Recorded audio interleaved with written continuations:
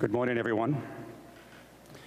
My name is Rick Mann, and I'm honored to serve as the chairperson of this year's Yom HaShoah commemoration.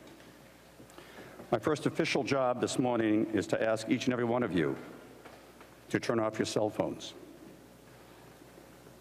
Did I do that okay, Mike?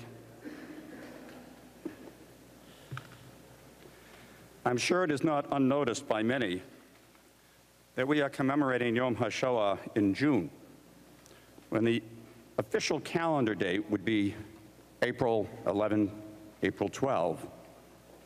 Well, by way of explanation, I'd like to remind you all that many of us are descendants of a people who famously wandered in the desert for 40 years between Egypt and Israel, a distance of some 300 miles. So our sense of time and place is not exactly what it should be.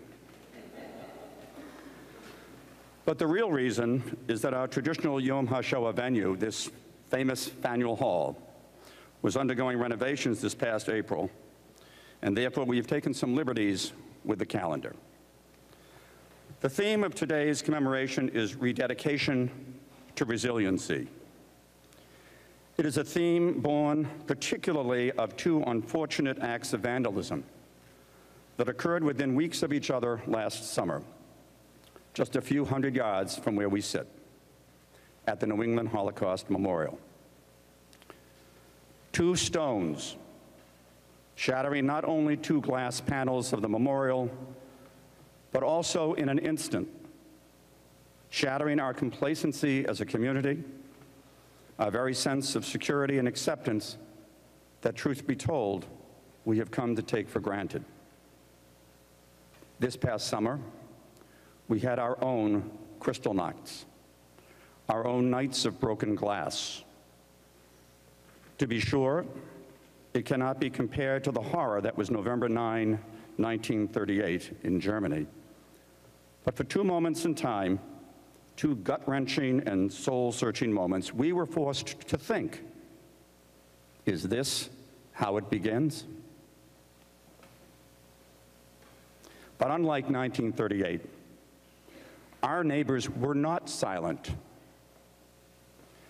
Christians and Muslims, political and community leaders of all stripes, they all stood up and spoke up forcefully and emphatically and said, never again. Among those who did so are people with us today. Mayor Marty Walsh of the City of Boston, who you will hear from later, and we thank you for that response. Malden's Mayor Gary Christensen, who you will also hear from later.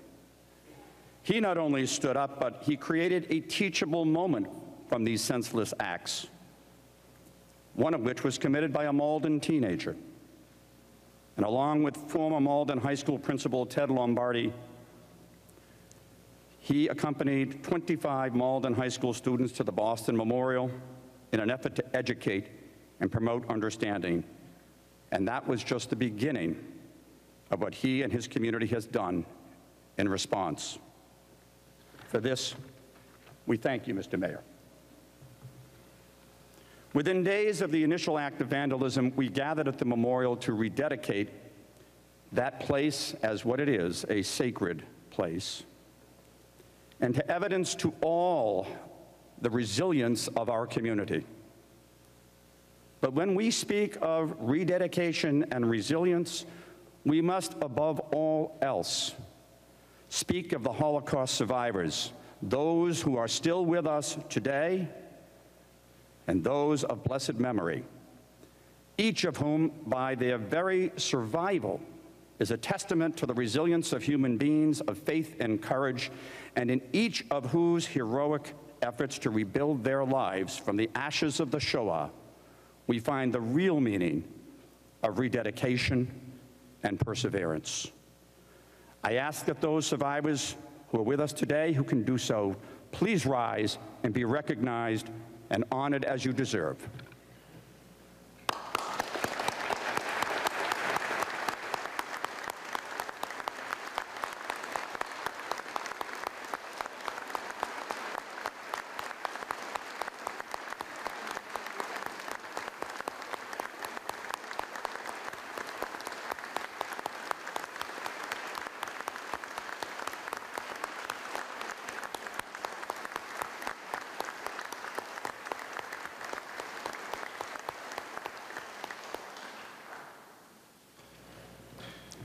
We are also pleased to be joined today by Chan Rogers and Al Rosen, former members of our country's armed forces who participated in the liberation of death camps.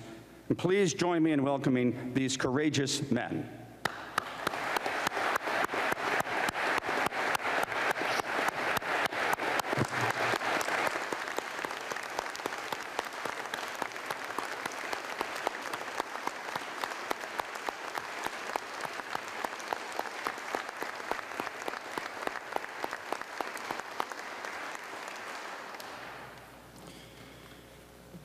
In addition to Mayors Walsh and Christensen, we are also joined today by other current and former elected officials, community leaders, and dignitaries, including Consul General of the Federal Republic of Germany to New England, Ralph Holleman, who you will hear from later, Michael Ross, the former president of the Boston City Council, and Stephen Ross, the founder of the New England Holocaust Memorial, Janet Stein, the president of the American Association of Jewish Holocaust Survivors and Descendants of Greater Boston, Israel Arbeiter, the immediate past president of that organization, Jeremy Burton, the executive director of the Jewish Community Relations Council of Greater Boston, Stacy Bloom, the president of the Jewish Community Relations Council of Greater Boston, and last but certainly not least, Barry Schrage, the president of the Combined Jewish Philanthropies of Greater Boston. For 31 years, Barry has been at the forefront of promoting Jewish education and Jewish values for young and old alike. For 31 years, he has garnered the resources of our community and put them to use to alleviate suffering by providing shelter, food, care, and compassion to the elderly, infirm, and poor among us. He has been a champion of the State of Israel and a friend and a staunch supporter of the survivor community and of the New England Holocaust Memorial. For Barry, the words "never forget" have been far more than just idle pronouncements. They have been a call to action. For this and for so much more, as he leaves his position at CJP to forge yet another path of enhancing and strengthening our community at Brandeis University, I ask that he rise so that we can recognize his contributions.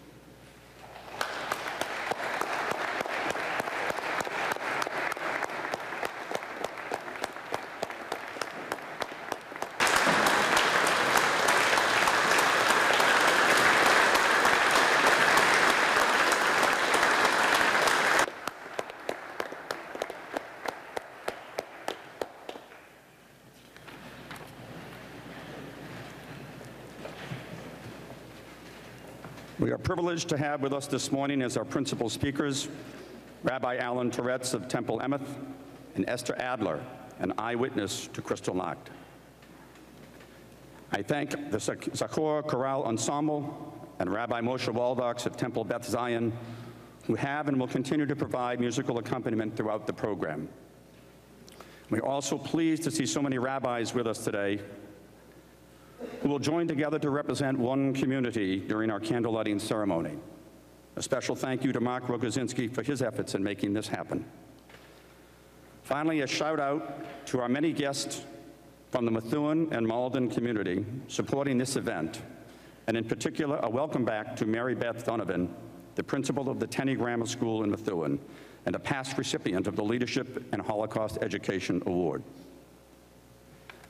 Ladies and gentlemen, it is now my privilege to welcome cantorial soloist Howard Warona and Rabbi Cantor Oksana Chapman, who will lead us in the Star-Spangled Banner and Hatikvah.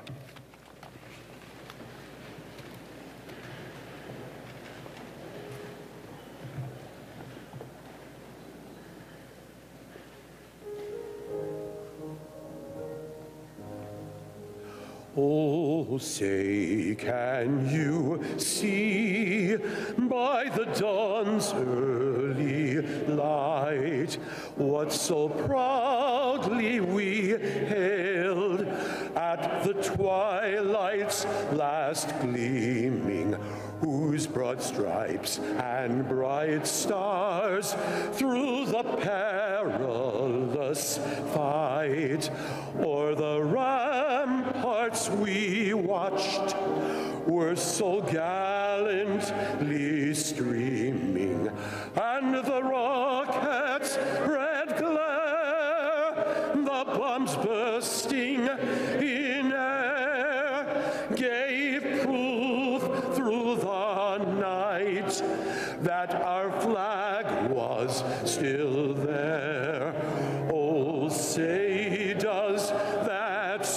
Star-Spangled Banner yet wave o'er the land of the free and the home of the brave.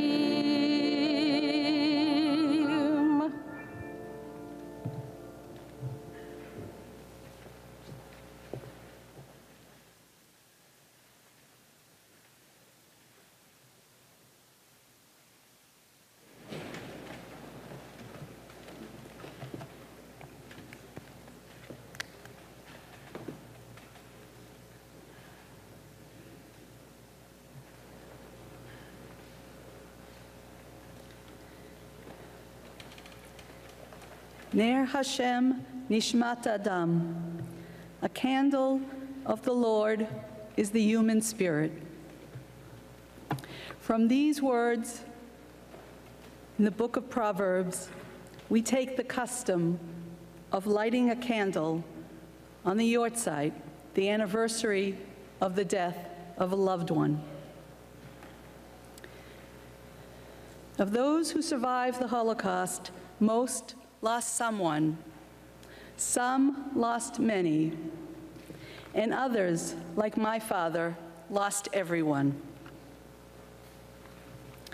No one that he knew before the war was alive after the war.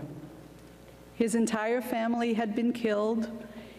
Every child he went to school with and every person he had ever known were all gone.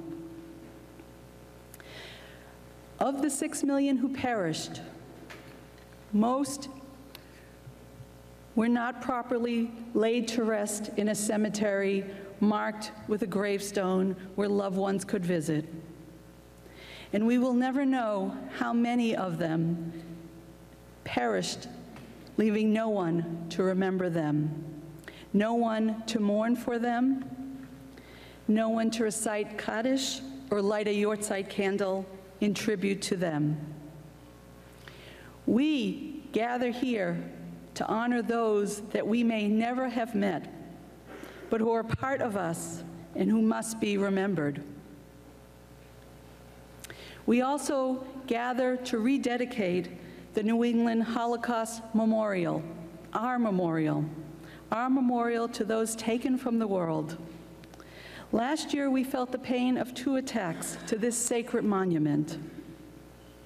After the second attack, I extended an invitation to the mayor of the city of Malden to bring awareness and understanding of the Holocaust and this memorial to their students. He graciously took us up on this offer, and has worked diligently with survivors in our community. We ask Mayor Christensen to light the 6 candles in the menorah in memory of the 6 million taken from the world as we remember them.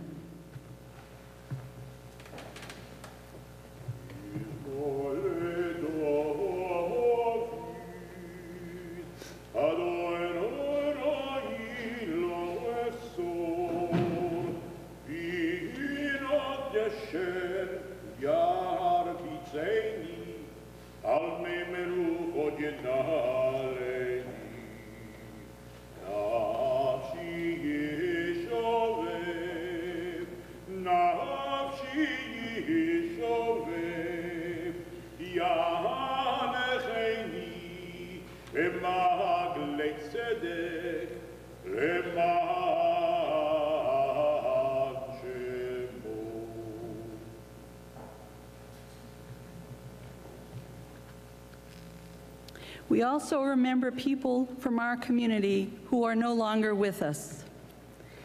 We remember Dr. Paul Ornstein, survivor, and we invite his wife, Dr. Anna Ornstein, survivor, to light a candle in his memory. A Hungarian, like my father, he too discovered after the war that no one from his family had survived. But then miraculously, he discovered that his father had survived, and the woman who would become his wife, Anna, had also survived. Dr. Ornstein was liberated from the same concentration camp my father was liberated from, Mauthausen. And many here today may recall that Dr. Ornstein stood at this podium a couple of years ago and gave us her testimony of the Holocaust. And we're grateful to have her here today again. We remember Beryl Chaffetz.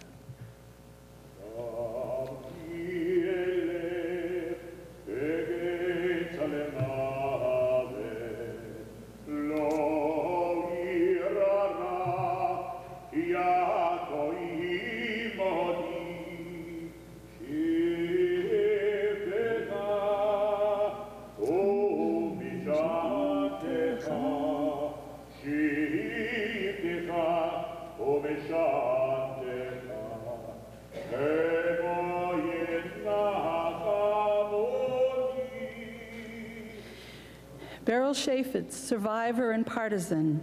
And Isaac Cott just lit a candle in his honor. Isaac is a second-generation survivor, president of Generations After, and the son of another partisan that knew Mr. Chaffetz. We're grateful to partisans in our community and partisans around the world.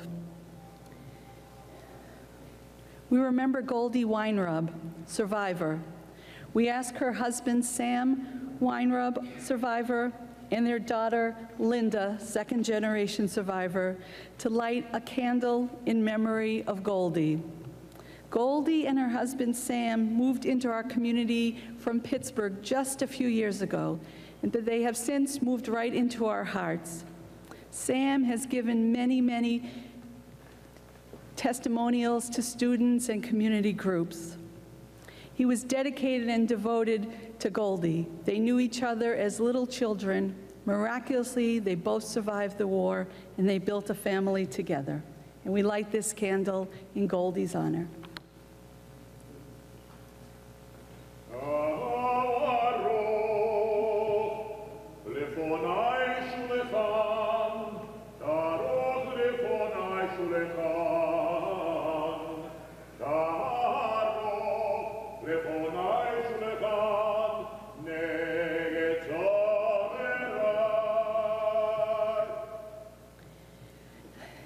We will hear Esther Adler give her testimony today about her history during the Holocaust. And we will hear poetry that she has written.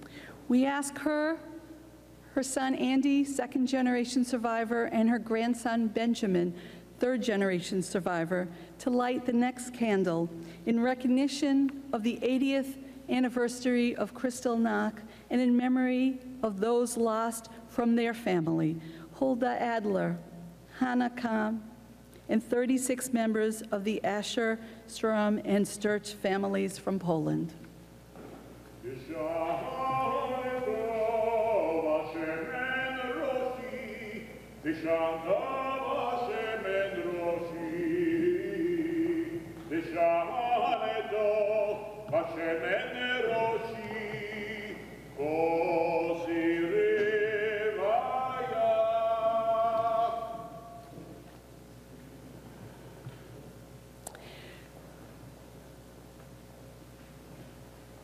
We remember Abe Rogozinski, survivor, who for so many years attended each and every one of these observances with his family.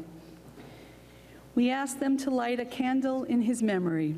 Mark Rogozinski, second-generation survivor, Kathy Rogozinski, his daughter-in-law and the daughter of a U.S. World War II veteran, third-generation survivors, Amy, Robin, and Lauren, Abe's granddaughters, and Matthew Lewis, his grandson-in-law.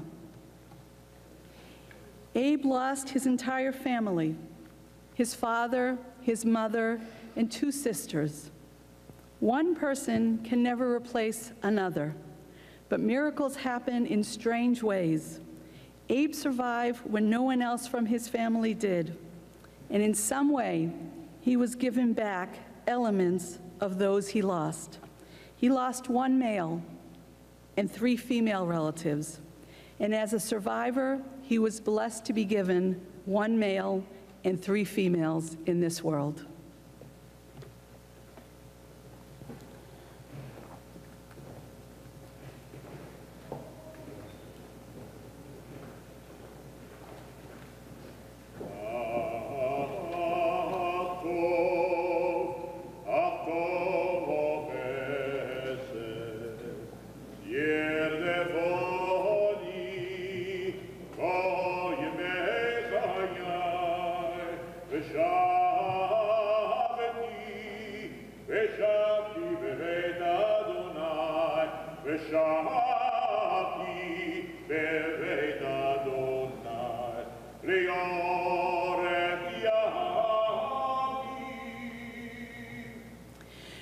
We remember Leon Rubenstein, survivor. We ask his dear friend, Tanya Lefman, to light this candle in his memory.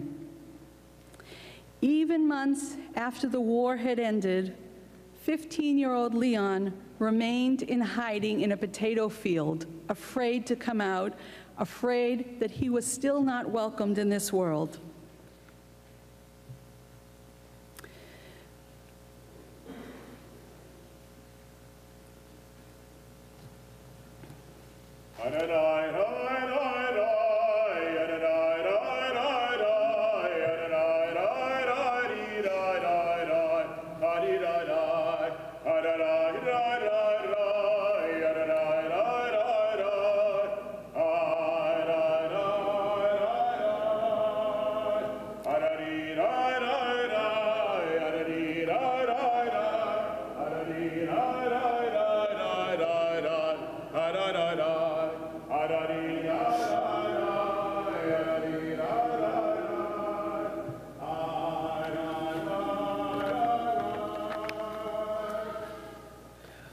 Both times the New England Holocaust Memorial was damaged last year, we stood together as a community.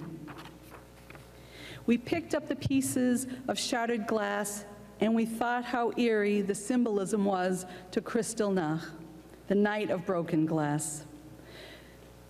We asked the rabbis and the cantors and members of the clergy that are here today to come and each light a candle in representation of our community, in rededication of the monument that is our memorial to those who perished.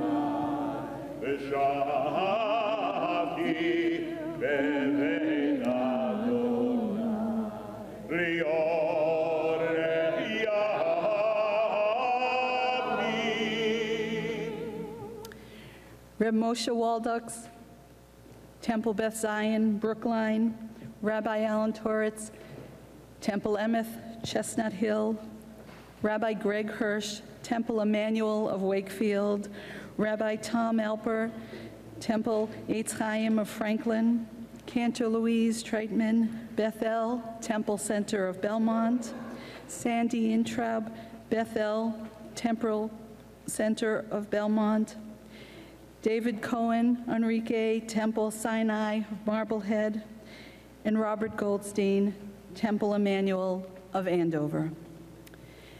May the New England Holocaust Memorial stand strong for generations to come, to continue to teach people about the Holocaust and to remain a sacred place dedicated to the 6 million. A flickering candle reminds us of the flame of a life that once burnt brightly and illuminated the lives of loved ones. At a 9/11 memorial service, I heard a rabbi speak who said it was wrong to say 3,000 people were killed. What really happened, he said, was that one person died in 3,000 households. Even though we know 6 million people were killed, what really happened is one person died 6 million times over.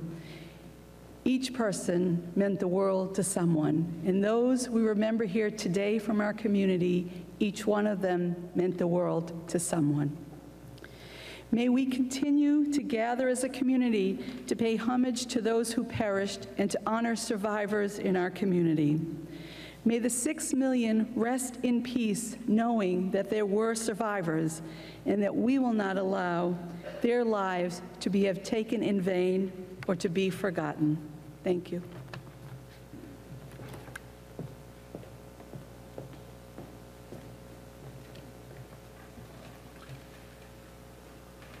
Over a quarter century ago, the founders of the New England Holocaust Memorial envisioned a place that would be at the heart of our city, and in partnership with the leadership of the city of Boston, chose to place it along the path of the Freedom Trail, a reminder of what happens when we allow depravity to run amok, and a call to the greatest values at the heart of the city and the life of Boston, of freedom for all.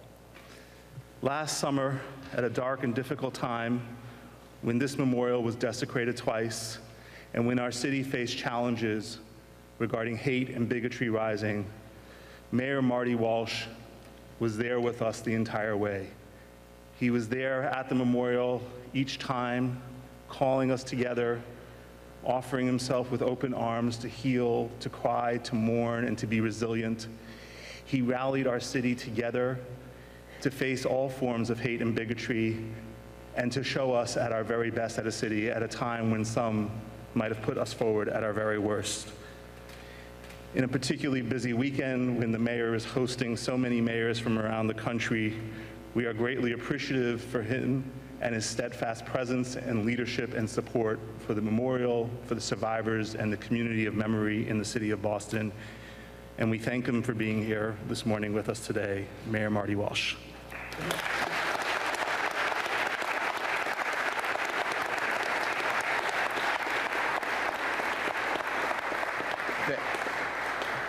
Thank you, Jeremy, and I also want to thank Barry Schrag, who has made such an impact on this city, on this state, and this country for 30 years as the president, and has been such a strong leader. And thank you, Barry, for everything you mean to our city and our country as well. To all the elected officials and appointed officials that are here, to Councilor Mike Ross, thank you as well. To my friend, Mayor Gary Christensen of Malden, who right after the memorial had been damaged, reached right out to me, and for taking such a sad moment and turning into a learning opportunity for the young people, not just of his city, but the entire Commonwealth of Massachusetts. I want to thank you, Mayor, for what you've done and what you do every day. The Conference of Mayors is in Boston today, and we have about 250 mayors from the United States of America here in Boston for the last 3 days, and one more day after this. So I want to thank the mayors as well.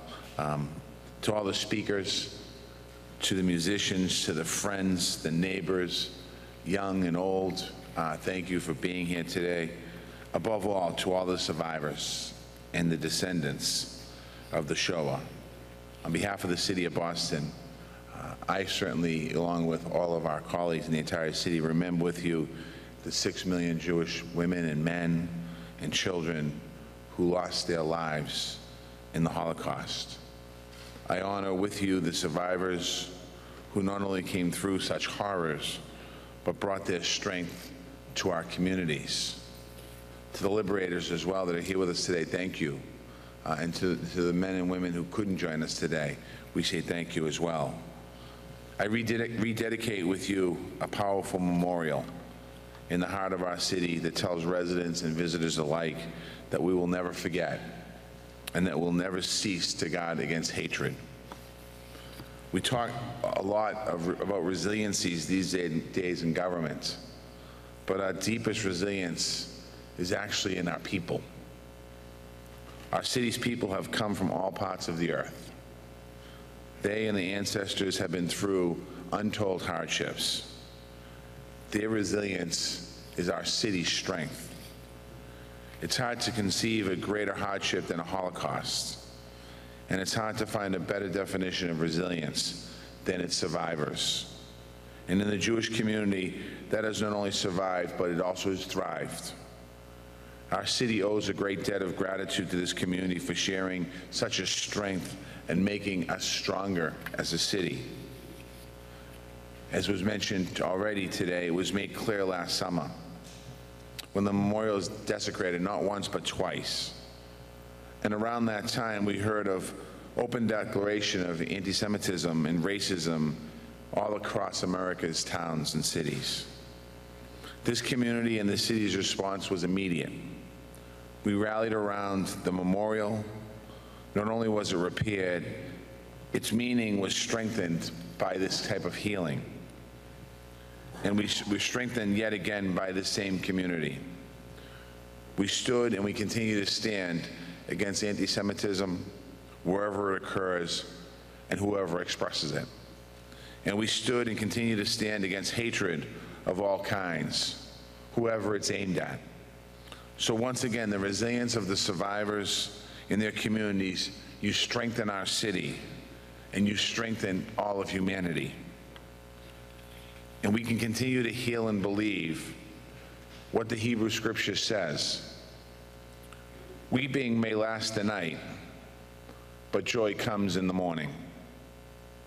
And we pledge, as long as there's a city of Boston, this memorial and these values will remain at its hearts.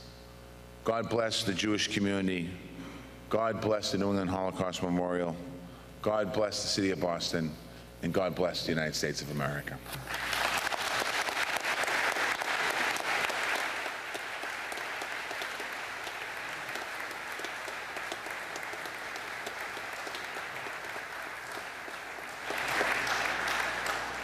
Thank you, Mr. Mayor. We are honored to be joined today by Ralph Horleman, Deputy Consul General of the Federal Republic of Germany to New England.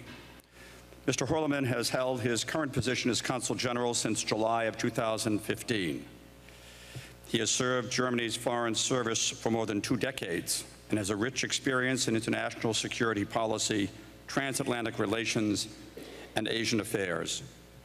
During various assignments at headquarters and abroad, Ralph has made major contributions to formulating and developing Germany's policy in conflict prevention and management, and was instrumental in founding the Berlin Center for International Peace Operations, working to develop it to a fully fledged deployment organization for civilian experts in international peace operations.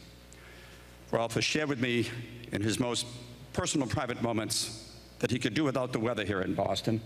But other than that, he has enjoyed his time here. Please join me in welcoming Consul General Ralph Horleman.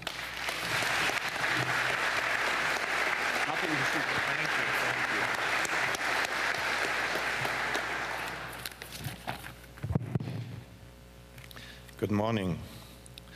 Honored members of the Jewish community of Greater Boston, Honorable Mayor Walsh, Mayor Christensen, honorable colleagues, guests, ladies and gentlemen, and children.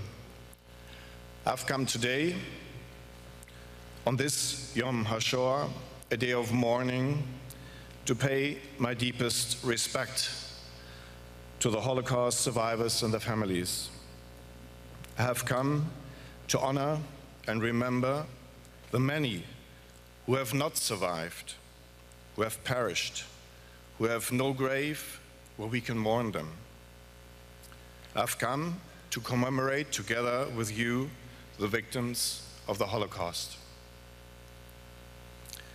As long as I live, I will suffer that the German nation, with its respectable culture, was capable to commit the most despicable crimes against humanity in the history of mankind. My heart and my mind will never come to rest and will always remind me, never forget and never again. Kristallnacht, the night of broken glass, which happened exactly 80 years ago, is a stark reminder of where hatred and intolerance can lead. The moral obligation that we have cannot, however, be fulfilled by only remembering.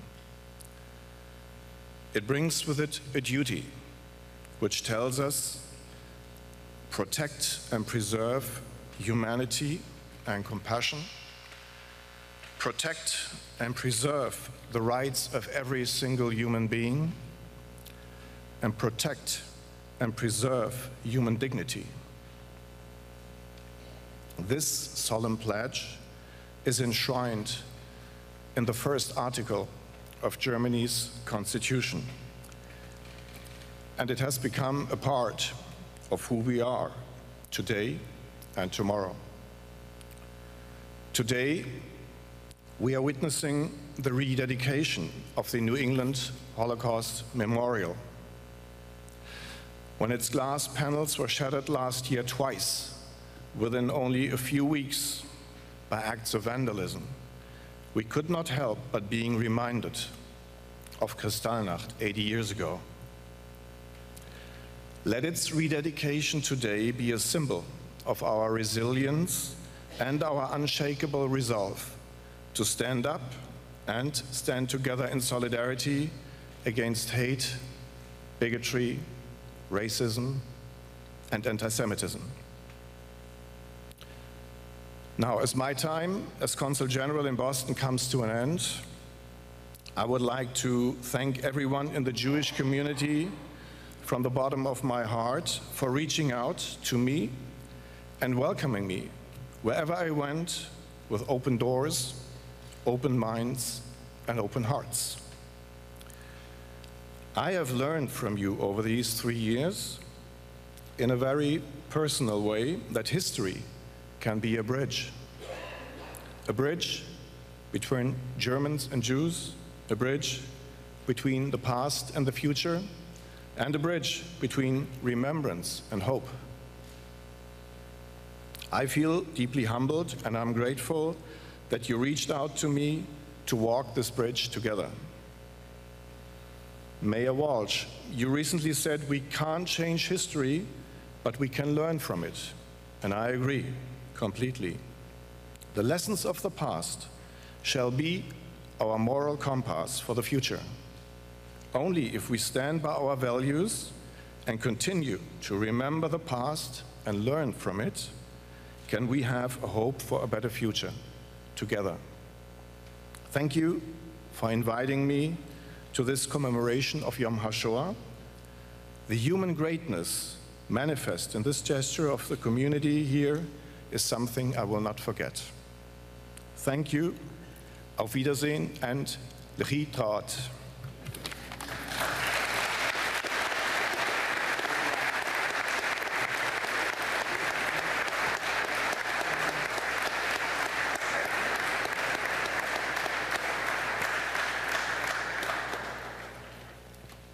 Good morning.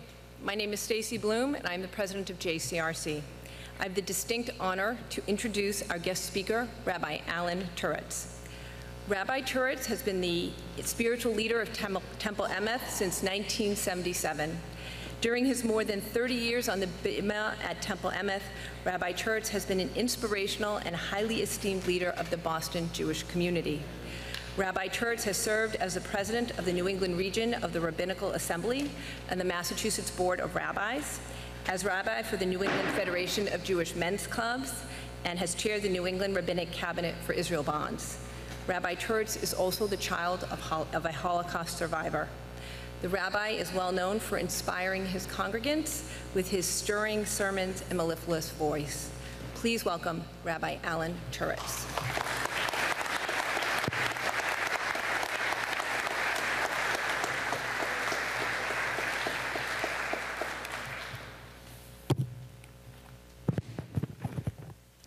Nice to see you. I'll be a bit longer than those who preceded me, but only appropriately so. Sometimes it's important to restate the overtly obvious. This gathering is becoming far more critical, far more indispensable each and every year.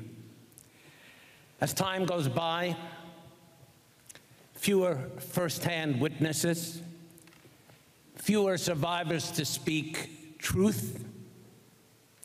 Governments like Poland and others rewriting and falsifying history and threatening and punishing those who dare to tell its facts. Populist movements veering more and more into shades of fascism and certainly into Holocaust distortion, trivialization, and denial. A number of people running for office in this great and free republic are very disturbing to us. One of them had called the Shoah the biggest and blackest lie in history. That's in this country. 2/3 of millennials, not that I stereotype any group, but it gives us a sense of truth, even not knowing the name Auschwitz. And a large percentage of the world's population knowing nothing at all of this. Nazi images blatantly applied to the state of Israel as we view beyond her obvious enemies, as we view assaults from the left as well as the right. Abbas and others stating that in the 1930s and 40s, Jews brought the decimation upon themselves through business practices and usurious interest. Vicious violence against the so-called others worldwide, not to describe, as I briefly will, what is happening to our brothers and sisters all over Europe and here in ways as well. Revisionism, lies repeated to those who have no historical knowledge, a world alight with virulent hatred. These moments, rededication to resilience, are far more significant, in my estimation, than ever before.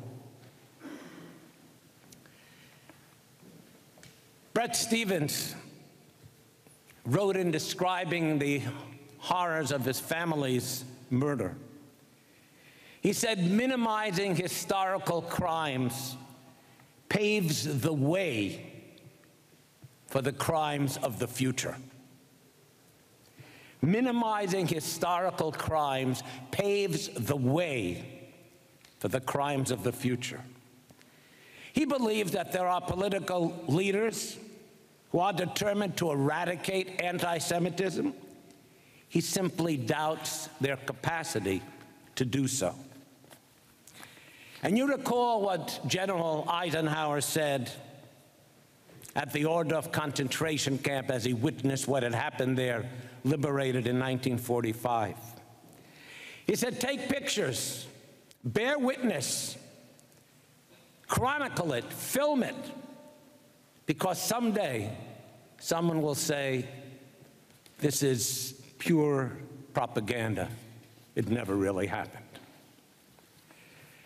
I'm honored to be with you in this historic hall, the site of compelling pre-revolutionary speeches by Samuel Adams and others, demanding independence from Great Britain. Faneuil Hall was termed by Forbes Traveler years ago as the 4th most visited tourist site in the United States because it is the cradle of liberty. Central to the founding of this great country, whose troops later, centuries later, in the 1940s, some of whom stood a few moments ago, liberated a remnant of the 6 million in ways never, ever to be forgotten. And as we gather to consider broken glass, from Kristallnacht through the vandalized glass of Boston's Holocaust Memorial, founded by our beloved friend Steve Ross, I am compelled by the title of his book, which was distributed today, From Broken Glass, my story of finding hope in Hitler's death camps to inspire a new generation. Moved not only by the implications of broken glass upon which I'll comment, but that final phrase, to inspire a new generation. Do we not, in this historic site, seek to rekindle not only a new generation, for memories historically are so very, very short, but truth cannot afford to be. To rekindle for us of all ages the dedication required to be resilient, as we recall in our fractured and perilous times an inexplicable and horrific tragedy, and act upon such darkness in ways that uplift, inspire, in potent, powerful, and concrete ways. Broken glass somehow paving a path to fortitude. A brief personal note. My mother of blessed memory was born in Poland, grew up in a little shtetl called Jastrzębie. I have pictures of it, and of her there. She went to the gymnasia in Białystok and came to these shores in 1935 only because her rabbinic father, to whom I was very close, in the 1920s said there's no future for Jews in Poland, not even thinking of Hitler, and became a United States citizen because his brother Herschel lived in Philadelphia. Every person with whom my mother grew up with, to a person, was murdered, everyone. My dad, also son of a European rabbi, his dad died young after he gave a drasha, a sermonette in his little shtetl shul, and got pneumonia, and then passed. My dad went to Slobodka Yeshiva. He grew up in Janishkel, also a little shtetl in Lithuania. Slobodka was the greatest center of Eastern European learning of the day. His godfather at his bris was the Ponevezher Rav Kahaneman, a great rabbinic figure indeed. My dad left home early, luckily for him, and he became a diamond dealer in Paris and in Antwerp. And because of his success, he was able in 1941 to hire a guide who took him over the Pyrenees to Spain, Cuba, and the United States. His mother and two sisters were murdered in the coldest of cold blood. Almost all of his classmates from Slobodka were annihilated by the Germans. My father never uttered to me or my siblings one syllable about the Shoah, not one. Only the faraway look in his eyes after Yizkor services. Nothing more. No words. Broken dreams, broken lives, broken futures. My parents well knew of all and never, ever took for granted what America had done for them. Never. Despite their understanding of broken glass. 1/3 of our people transformed into ashes. I studied Talmud with Elie Wiesel at the seminary under Shaul Lieberman. He was my chavrusa, so we really got to know each other very well. And when Elie Wiesel was asked, what did the world learn from the Holocaust? He answered that it can get away with it. Not hard to apply that answer today. He was not wrong. The astonishing rise in Jew hatred put on a kippah, and I'll mention both countries and cities, not only in Poland, but in ways as well in Berlin, Paris, London, Antwerp, Budapest, where the Jew Soros is vilified and caricatured as an enemy of the state in posters all over Hungary. But even in Italy, Greece, Copenhagen, yes, Denmark, where Jews were advised by the Israeli ambassador, hide your kippot, show no signs of who you really are, and speak Hebrew very, very softly. Again, Bret Stephens, thinking about Europe, wrote, to be visibly Jewish in Europe, visibly Jewish, is to live on borrowed time. Even in Crown Heights, assaults on Jews coming back from their prayer services. not to speak of what's happening here, as has been mentioned. High school gyms, cafeterias, washrooms, cemeteries, marches, Lesley College, others, attacks within this very Commonwealth and nationwide. And so it was in the 4th century that we find one of the earliest images of broken glass, familiar to any of you who have ever attended a Jewish wedding. Permit me just to briefly cite the Aramaic from the Talmud. Mar derei deravina, avad hilula livrei, chazanhu larabonon, tohavi kavot cheituva, aise kosa demokra bat arba meyozuze, utvar kamayu va'atzivu. Mar, the son of Ravina, a 4th century figure, made a wedding feast for his son. And he saw that the guests and sages were excessively boisterous. He brought out an extremely valuable cup of what either was white glass or crystal, worth 400 zuz, which was a fortune. And he broke it before all the assembled, the a'atzivu, and they became sad and pensive. Mayor Walsh wisely quoted weeping and joy. And he is accurate. The psalmist said, Ivdu et Adonai b'yirah v'gilu b'iradah. Serve the Lord with fear and rejoice with trembling. Life is an admixture of joy and trembling. Weeping and joy.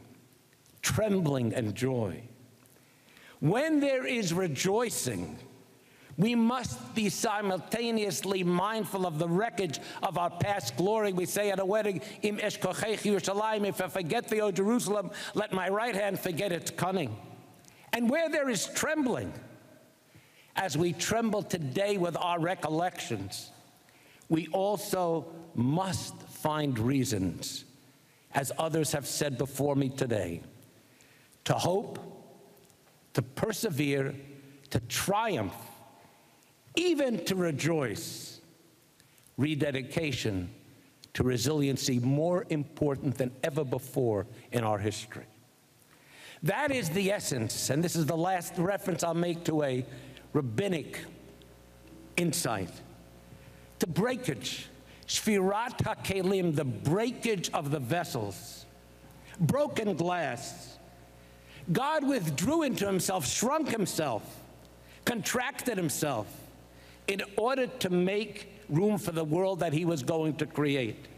The divine light was stored. It had previously filled the world in 10 vessels. Unable to contain that ineffable luminosity, these vessels were split, cracked, splintered, scattering the divine sparks over the entire face of creation. And therefore, and to the point today, it is the ultimate mission of each of us and of humankind, l'takein, to repair what was broken, to recapture those divine sparks, to reunite them. How? Through the way in which we live, through our goodness, our courage, our vision, our foresight, our resilience, our determination. Grasping and collecting that light, at least some scintilla of it, in its often cataclysmic and painful absence. 6 million never again to be touched, never again to be embraced, loved. And my question to you today, can the sparks of their vanished lives, can the divine sparks, everywhere dormant, can they be restored? Can each of us, through compassion, heroism, vigilance, vitality, outspoken resistance to all who seek to vilify, demonize, and destroy, can we together gather, harvest, and reap the sparks of a verschwundene Welt, a vanished world, a truly vanished world. The magnificent synagogues, the Shavuot and the Stiblach, the Hasidim and those who were against them, the Mitnagdim, the pious, the secular, the artists, the philosophers, the businessmen, the philosophers, the porters, the wagon drivers. Can we somehow, and must we not, give life to who and what they were and what they could have been? If we cannot reassemble the crushed vessels, can we at least reconstitute through our lives some of their glow? On a personal level, I believe that no one here, not even the direct survivors, or any of us, who are survivors by simply not being born into the wrong place and the wrong time, no one can fully wrap their mind around the number 6 million. No one. No matter how many documentaries we've encountered, interviews we've heard, films we've viewed, books we've read, can anyone grasp 6 million human beings like us turned into smoke? You might have heard Sutzkever's poem, Die Räder jogen, jogen, was bringen sie mit sich? Sie bringen mit Avogen, mit zeppelnde Geschichte. A wagon full of shivering shoes. Where is the child to fill those shoes? Why has the bride gone barefoot?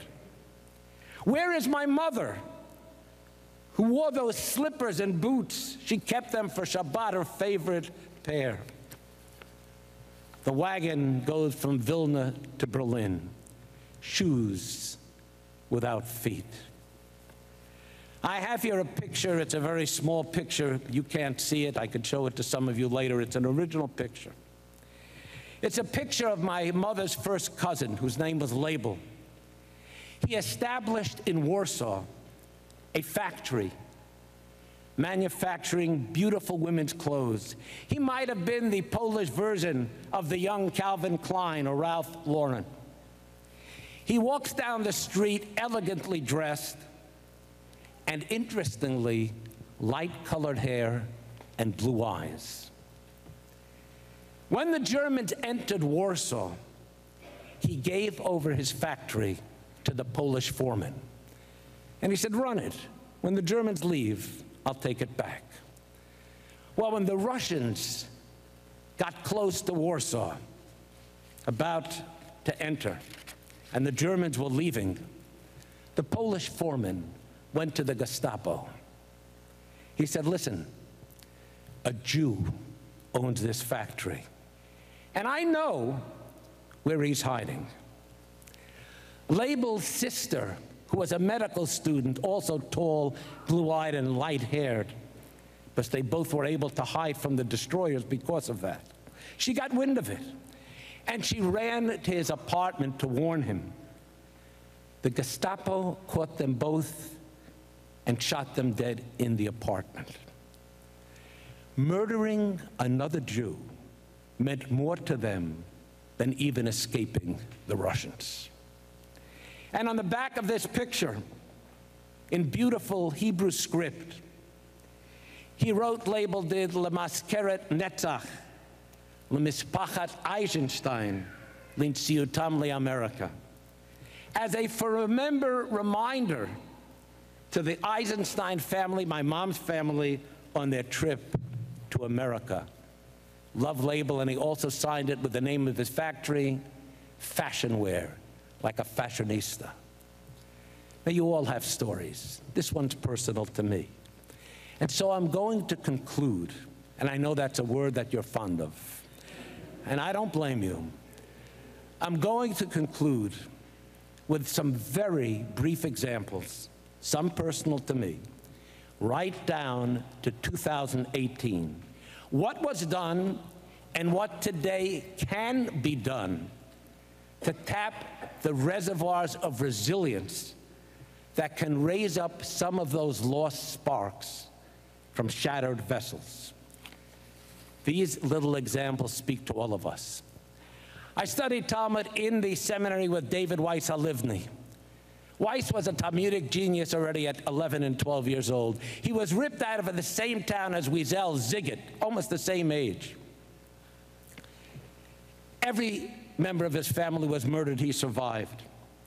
As a kid, maybe 16, he was a stoneworker, helping to build a tunnel in the Wolfsburg concentration camps. He told us this story in class in the seminary and then put it in his book, Sword in the Book. He saw a German sentry with a greasy sandwich, and it had a stained wrapper around it, which he recognized as a small piece of a page from the Shulchan Aruch, the Code of Jewish Law. He became very excited, but that little piece of Jewish tradition represented everything that had been ripped away from him. And so he went to the Nazi and he said, "Can I have the wrapper around your sandwich?" And the guy drew a gun, but for some reason, he softened and gave him the wrapper, not knowing what it was. That wrapper was kept as a treasure. It was given to a guy named Moshe Finkelstein, one of the inmates, together with Weiss, and taken out at services that they secretly held, connected them to everything that was treasured by them in the life robbed away. When they were taken, Weiss and Finkelstein, to the Ebensee extermination camp, Finkelstein collapsed. Weiss whispered to him and said, "Where is the blettel, the little..." He says, "Don't worry, I have it in my hip." He died, and before they could get it, he was taken, Finkelstein, to the crematoria, and his body and the blettel went up with him. Now I ask you, David Weiss Halivni, who at 90 or 91 is still teaching in Bar Ilan University in Israel, he can't bring back Moshe Finkelstein or any of the rest. But by spending a lifetime disseminating timeless Jewish wisdom, to this day, at the age of 91, he has captured some of Finkelstein's sparks, divine in origin, and reunited them in impactful, stunningly impactful ways. When my friend Steve Riskin, with whom I went to Israel in the 60s, told us this story, I never forgot it. He went to the shul in Manhattan of the Klausenberger Rebbe, who had lost his wife and 12 kids to the Shoah, and they were reading the curses from the book of Deuteronomy. And you know, those of you who attend shul regularly, that when the curses are read, the one who reads them in an undertone. Nobody wants to read them out loud. No one wants the honor of being called to the Torah for those curses. Usually the poor guy reading the Torah is the one called up. And as he read them in an undertone, the Klausenberger Rebbe, Riskin, saw this. He was there, went, "Hecher, read them louder." I looked at him. And he banged his stender again, the Klausenberger, and he said, "I want them read aloud." At this point, the congregation figured he was losing his mind, given the losses. And the Klausenberg rose and he said, "Listen, I'm not losing my mind. We've already experienced the curses. Read the text. After the curses, we are promised by God a blessing. He owes us the blessing to go to Israel, to do what we want to do. Read them aloud."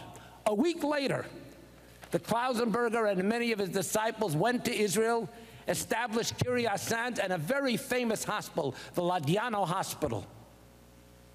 One man's ability to take the curses, the trembling, and in some way transform it into joy. Finally, I don't know if any of you are old enough to have ever visited a memorial, a museum no longer in existence. It was called Martef HaShoah, established after the 1967 war in Israel. Has anyone here ever been there?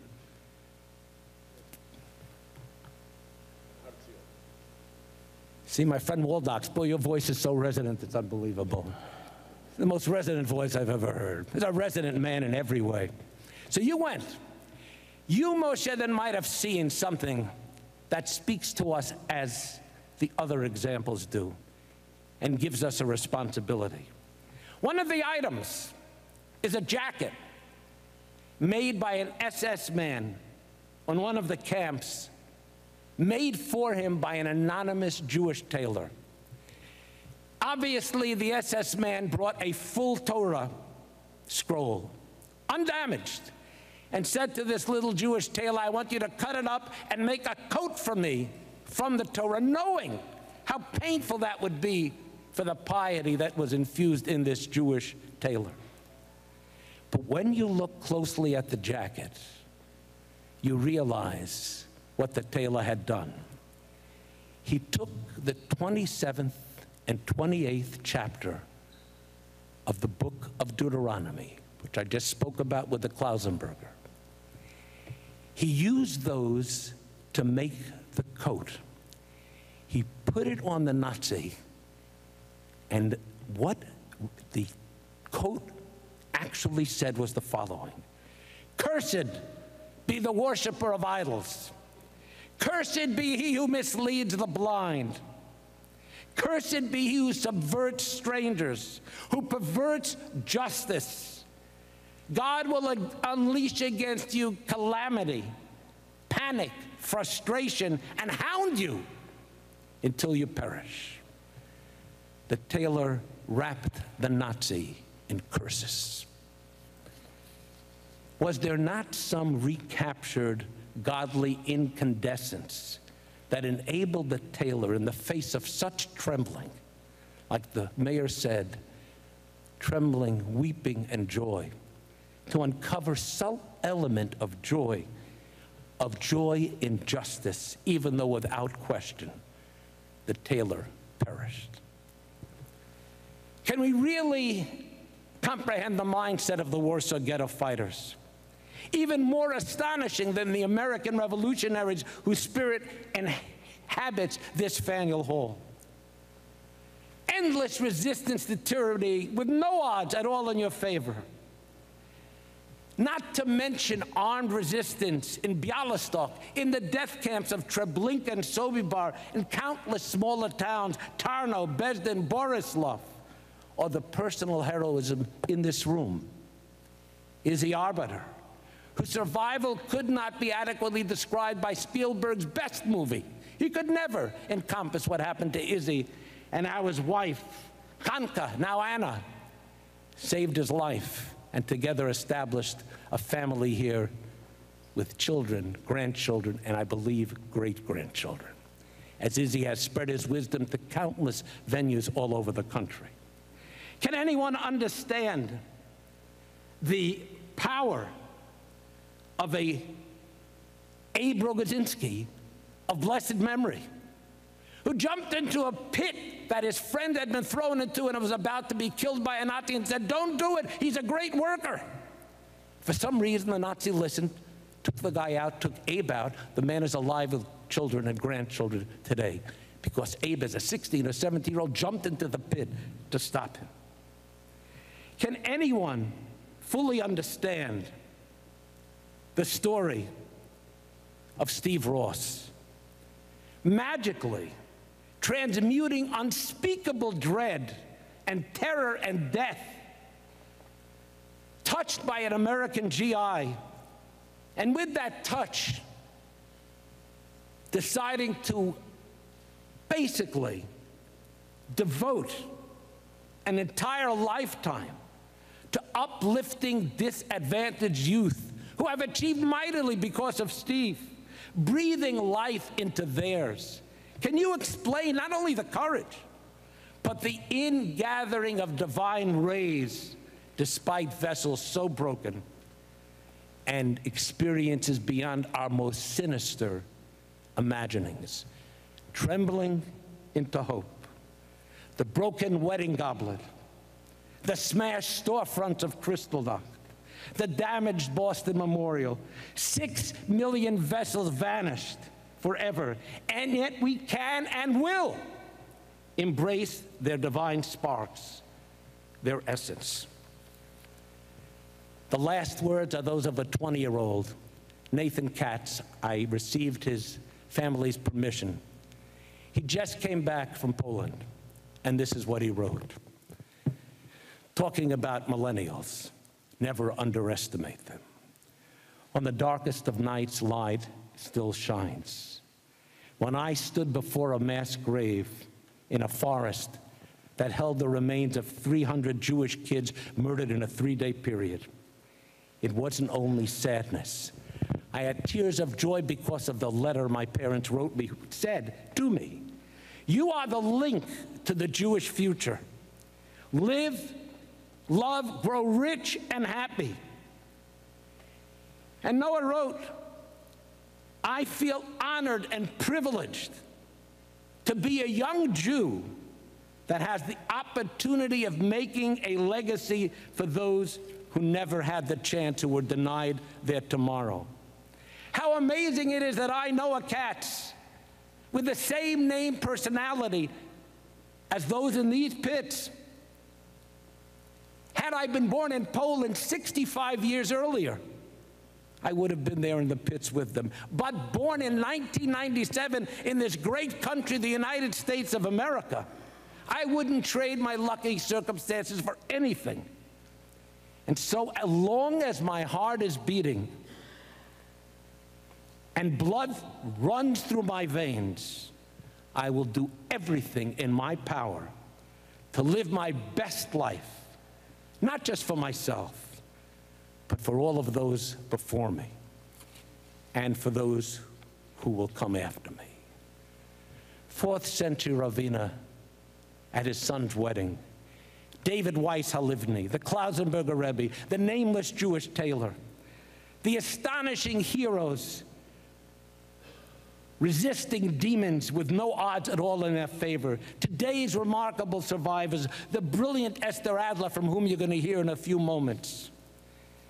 And true, memories fade, lies proliferate, and evil ones raise their voices, but we gather to find joy in the presence of trembling.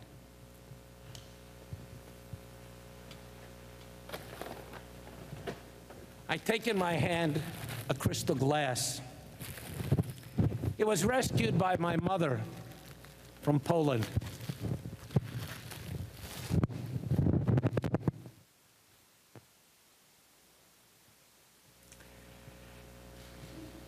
It has a crack in it. It's a bit broken, but somehow it's whole, as are so many here, survivors and others, broken but determined to remain whole. I take it.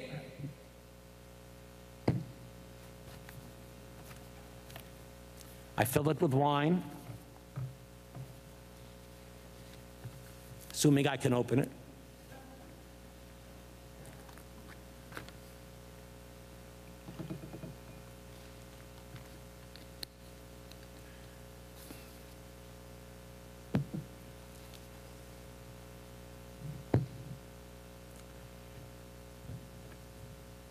And I raise a toast to each one of you. I am not the keynote speaker today. You are the keynote speakers. Each of you who carries the torch of memory and resilience forward in the presence of hostility and falsehood. Never allow the worst crime known to humankind to track down and murder every Jew in Europe, and had it been possible, every Jew on the face of the globe. Never allow that to become ordinary history. Stand up for who you are. Stand up for your people. Stand up for America and its values. Stand up for Medinat Yisrael. Stand up for compassion and freedom for all of the vulnerable and the oppressed. And in the words of the 18th century philosopher, do all the good you can. And so, with this chipped crystal glass, I say to you, and to the divine light awaiting your grasp, I say, to life l'chaim, to our lives lived in a way that honors theirs. Am Yisrael Chai, the people of Israel lives.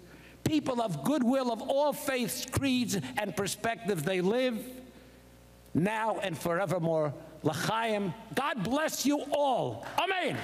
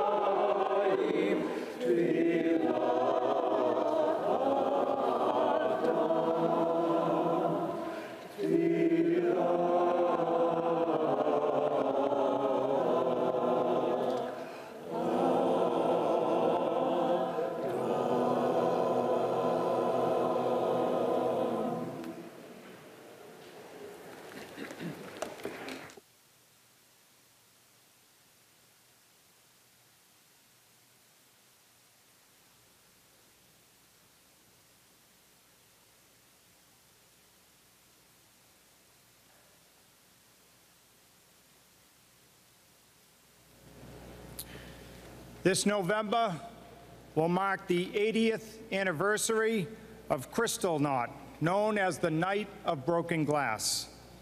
This violent attack against Jewish people resulted in horrific physical assaults and murder, as well as the destruction of homes, businesses, schools, and synagogues, all with the intent of eliminating entire Jewish communities. Last summer's acts of vandalism at the New England Holocaust Memorial, with 2 glass panels being shattered, reminds us of Kristallnacht and serves as a teachable moment. I was especially saddened to learn that a Malden youth had committed this atrocious act, as our city prides itself on being one of the most diverse in the Commonwealth. But the subsequent efforts that followed to right the wrong brought Holocaust survivor Israel Arbeiter into my life and into the lives of Malden students. Izzy made himself available again and again to spend time at our schools and with our students. You could hear a pin drop when he told his courageous and extraordinary story of survival to a packed auditorium. Students were given a glimpse of the devastation of the Holocaust that I know has left a lasting impression on them. And I cannot be prouder today to know that 2 of our Malden High School students, Shirley Maximin and Joanne Ho, are winners in the Israel Arbeiter Holocaust Essay Contest.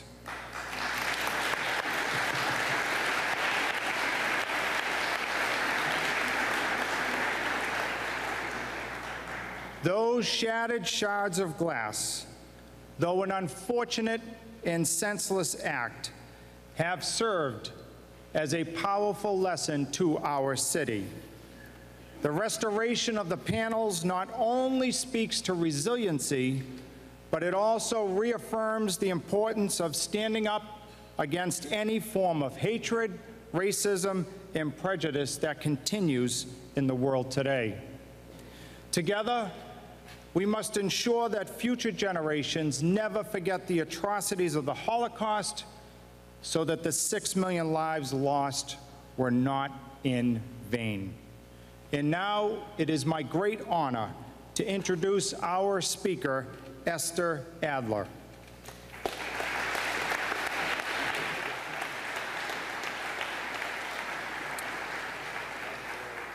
Esther Adler was educated in Germany, Israel, and the United States.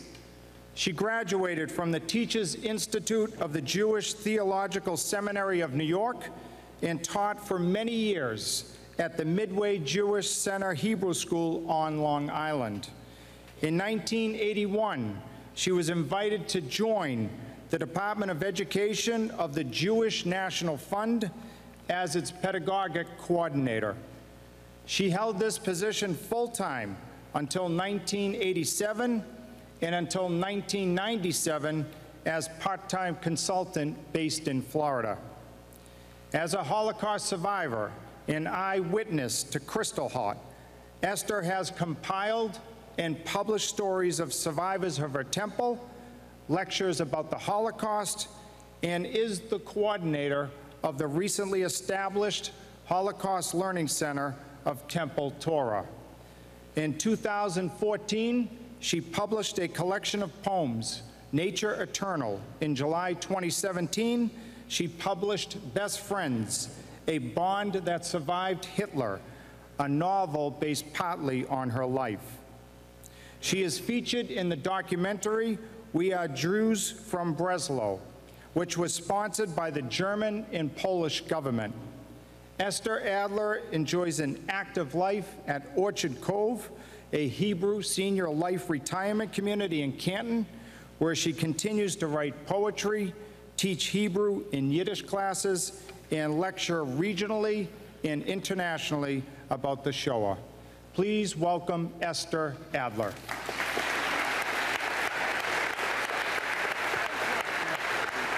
Oh, you got it?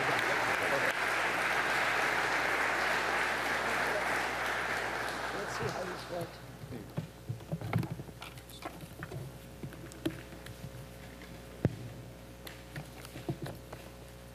I waited a long time, now you have to wait another minute. Okay. Thank you for inviting me to speak to you today. While the official date of the observance of the Shoah is behind us, we want to devote our gathering today to remember Kristallnacht, which occurred on November 9th, 1938. It will be 80 years since the infamous attacks of that night, to which I was an eyewitness. Little did we realize then that this date would mean the official start of the Shoah. I was born in Breslau, then Germany, now Poland. Jews had lived in that city since the 1400s. In 1829, the White Star Synagogue was dedicated, a magnificent building. It served worshippers in the modern Orthodox tradition. After about 36 years, another large synagogue was dedicated. If I find it in the second page, okay. And also a beautiful synagogue. The Neue Synagogue was added to this one, and it was to serve the reform or the liberal movement of Jews. In addition, there were a number of small places of worship, shtibels as we call them then and now, and they were established by Jews who had migrated to Breslau from Poland, determined to continue their traditional way of davening, praying, that they had brought with them from their shtetls. A Jewish hospital and orphanage followed. In 1854, the Jewish Theological Seminary opened its doors. It not only trained rabbis all over Europe, but also teachers and youth leaders. With the increase of Hitler's edicts against Jews, the seminary began to teach modern Hebrew, Sepharadit, so that those who were hoping to live in Eretz Israel would know the spoken language. In 1920, a Jewish day school was the latest addition of important institutions in the city. It gave children an opportunity to study in a Jewish environment. My parents arrived in Breslau from Galicia after World War I in search of a better living condition. They settled near relatives and friends from the same region in Poland, belonged to the same shtibel. They earned a living selling merchandise to German laborers on credit, no credit cards then, and established a family of 4 children, 3 boys and 1 girl. When my 2 older brothers reached the age of 4, they started cheder, where they continued or started to study Hebrew as it befitted a Jewish boy in our environment. As all of us reached the age of 6, we were enrolled in the Jewish day school, where we studied Jewish subjects in addition to secular topics as well.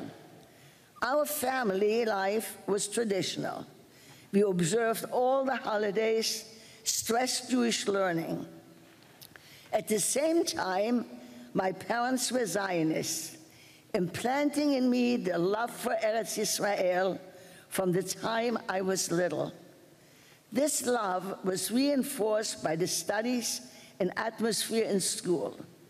When I reached the age of 8, I was old enough to join a Zionist youth group that strengthened my connection to the land of my dreams. It is because of this that as a child, I felt safe and secure from the outside world. That is, until the fateful elections in Germany that changed the lives of European Jewry forever. By the time Hitler came to power in 1933, the Jewish population of Breslau was around 22,000. It took time before the impact of the Nazi laws were felt and before reactions to these laws slowly changed our lives. One day, my parents received notification from the German authorities stating that we must leave Germany and return to Poland. Unlike in the United States, Children born in Germany to foreign-born parents, at least at that time, were not German citizens, so that the Ausweisung, that paper that we must leave, included us children as well. While my parents succeeded in getting extensions, they began to serve for a country that would open to us. The urgency of leaving Germany was a topic more widespread than among the Polish Jews, who felt less secure in Germany than those who had lived in Germany for generations, who could not fathom that their fatherland would harm them, let alone expel them. Signs of open hostility and anti-Semitism constantly increased. The Nuremberg laws, announced in 1935, made it clear that restrictions against Jews would constantly increase.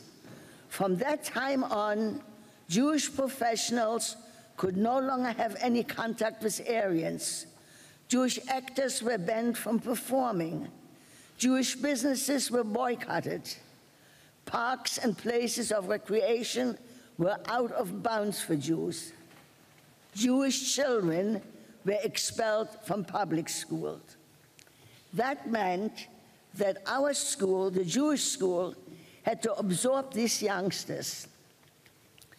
Families who resided in smaller towns without Jewish schools sent their children to the orphanage in Breslau so that they could continue their education. Our classes were overcrowded, and during Hebrew instructions, I found myself sitting next to a 7th grader whose knowledge of Hebrew was minimal. The rooms of the Jewish community near the Storch synagogue that had been used for religious instructions only now became a regular classroom for these children. From that time on, my parents' business suffered greatly. My parents, who looked Jewish, were no longer welcomed by their German customers. They requested that I, the only one in the family with blonde hair and blue eyes, take over the task of collecting money. That meant that every Sunday morning I accompanied my mother, and while she waited downstairs, I ascended the stairs from floor to floor, ringing doorbells, hoping to get some money. In the beginning, I was successful. But after time, most Germans refused to pay. And really, why should they? Hitler's hate propaganda had made an impact.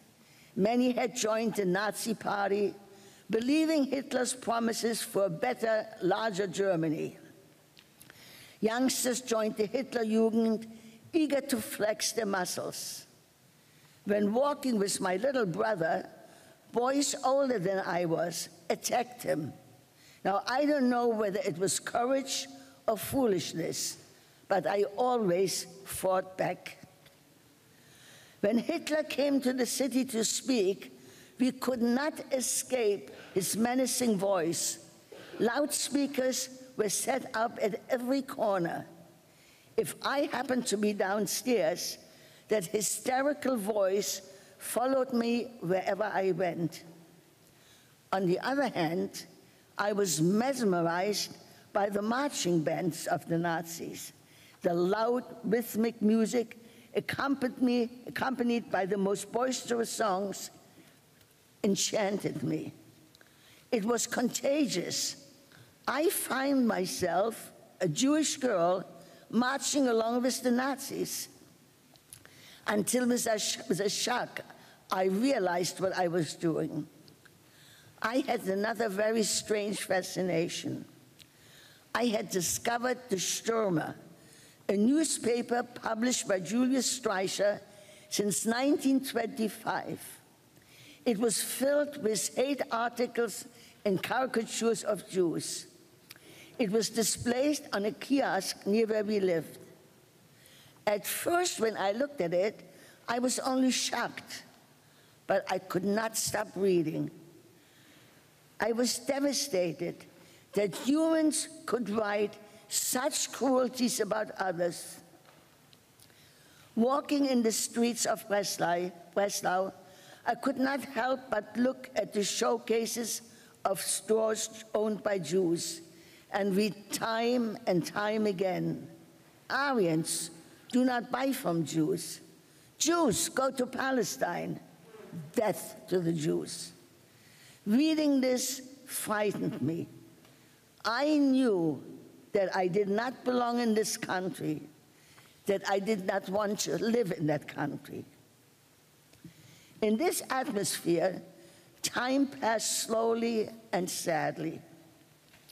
Yet I found safety, security, and comfort in our school, in the Zionist youth movement, our home, and meeting with friends. I continued to dream that soon I might be in Eretz Israel, working as a chalutza, a pioneer, studying to become a teacher. I still have the composition that I wrote in school at that time. There is no future for me in Germany. Even if I could study to become a teacher, no one would give me a position. I wrote this when I was all of 12 years old. It was around this time that my parents acted on a tip that they were given. It was told that the American consul is willing to issue visitors' visas in return for a handsome bribe. My mother rightfully assumed that men would be the first ones to be arrested by the Nazis, and so a visa for my father was urgent and obtained by bribe. November 2nd, 1938 was to be the departure date for my father. Due to one of my friends, her name was Alice, whose father was the liaison between the Jewish community and the Gestapo, we escaped the fate of many Polish Jews. On October 25th, 1938, Alice came to our house to warn us to leave the apartments since the police would come to arrest us and to send us back to Poland. After calling family and friends, we left for the Polish consulate, where we spent 2 days in precarious safety. Now, November 2nd did arrive, the fateful day when I had to part with my father. Standing at the railroad station, clinging to my father, was the saddest day of my life. I did not want to let go of him, crying inconsolably. Finally, an aunt gently disengaged my fingers and took me to her home. My mother had accompanied my father into Hamburg. So now we were just my mother and my 3 brothers. And it's the evening of November 9th, 1938. By now, my father was well on his way to America. After dinner, we gathered around the radio, taking a chance to listen to the BBC to hear the latest news from London commentators who speculated about Hitler's next moves. He already had annexed Austria, and we thought, which country might be next? His quest for additional Lebensraum was insatiable, but finally we went to bed. Suddenly, sounds of breaking glass pierced the silence of the night, followed by a chorus of shouting voices. In no time at all, we all rushed into the living room and carefully parted the curtains. We were shocked to see the scene below us. Groups of men, some in uniform, others not, were breaking the show windows of a large hardware store whose owners were Jewish. We witnessed the looting of the merchandise. We heard the cursing and shouting of joy by these thugs. We quickly retreated from the window, not knowing the meaning of the scene below us. My mother, concerned that the police might come to arrest us, that we might be separated, gave each one of us some money. Then she urged us to go back to sleep. That was easier said than done.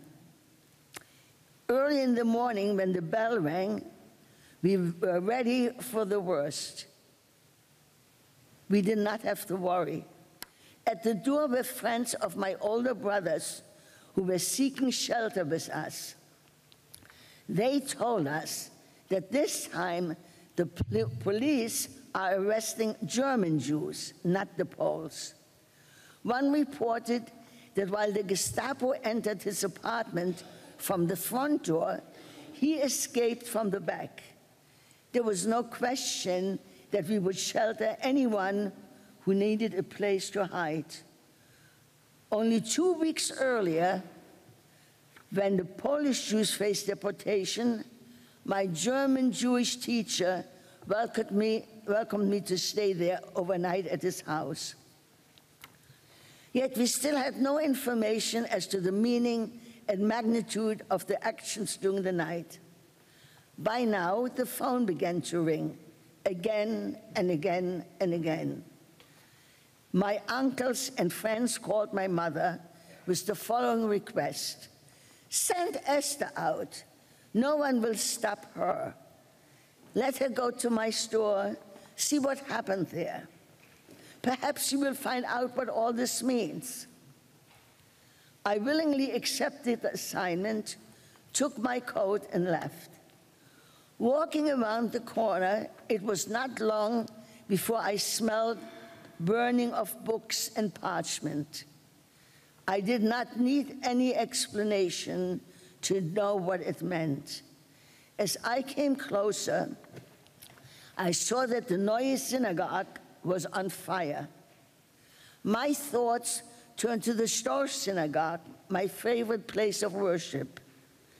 Since it was not located on the route that I was to take, I continued on my mission.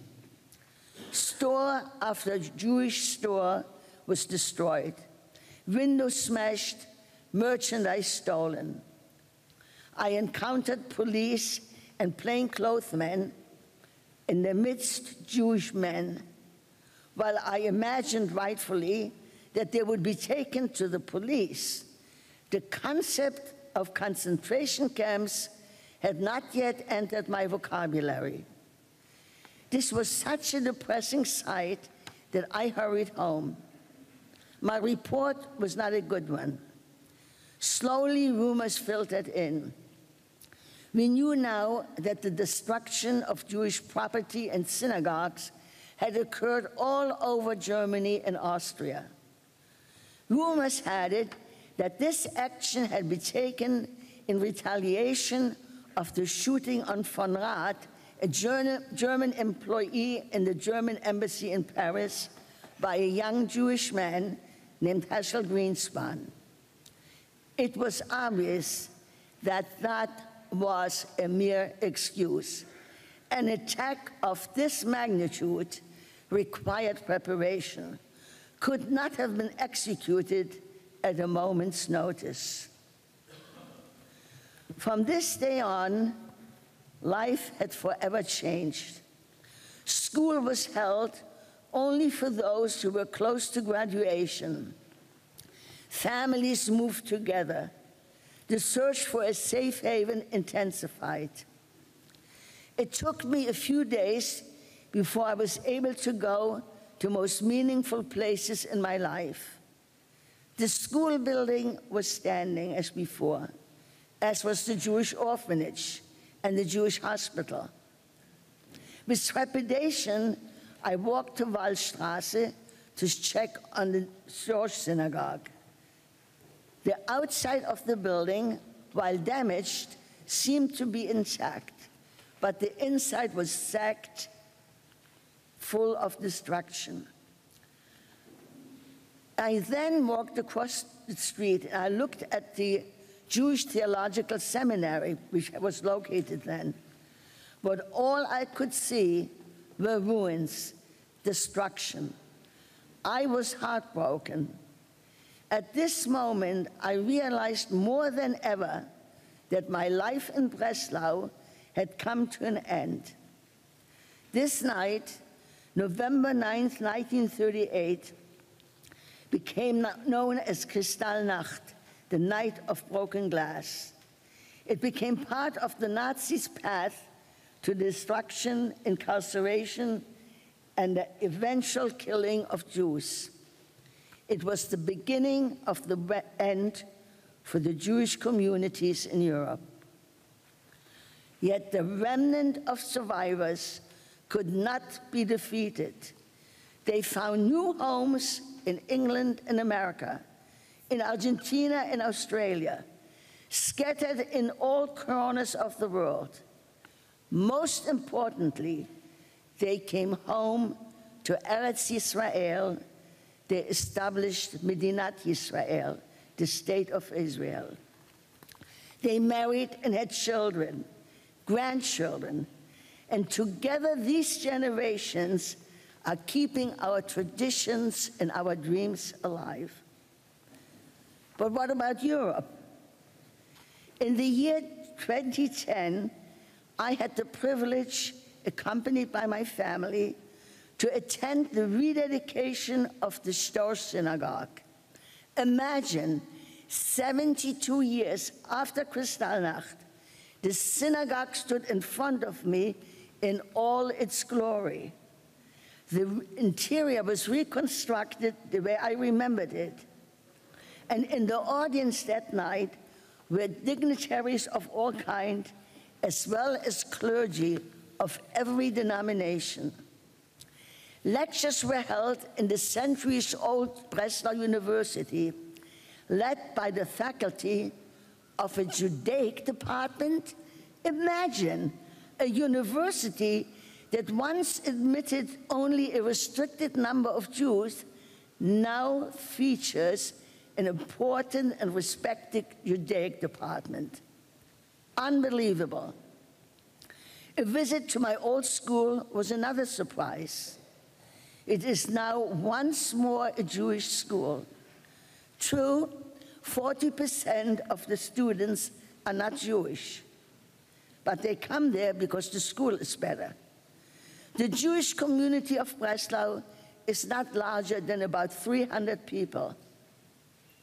But we are here, a remnant determined to keep the flame of Judaism alive.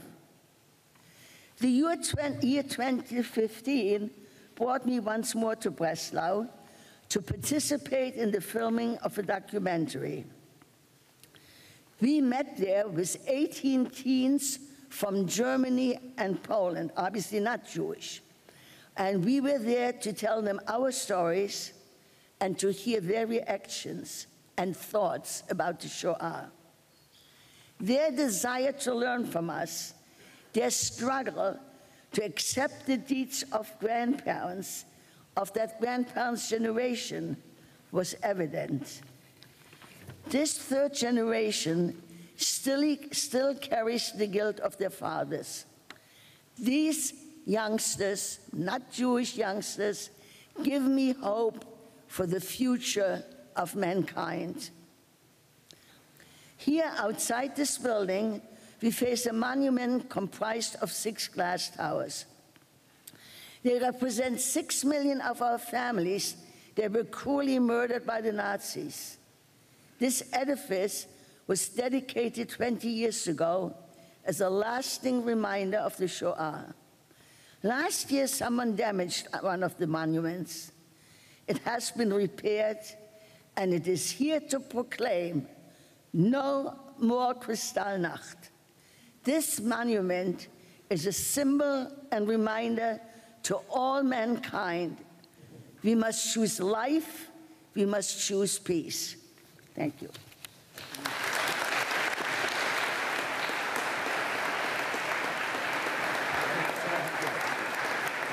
That was wonderful.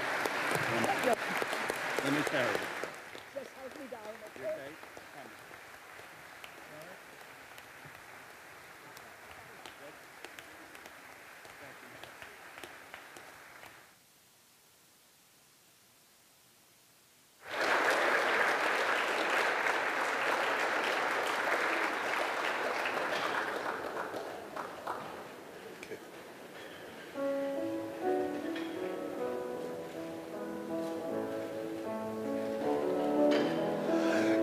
יש כוכבים שערם מגיע ארצה, רק כאשר הם עצמם עבדו ואינם.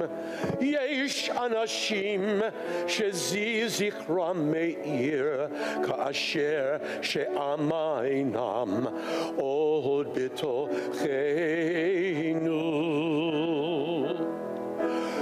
אורות אלה המקיקים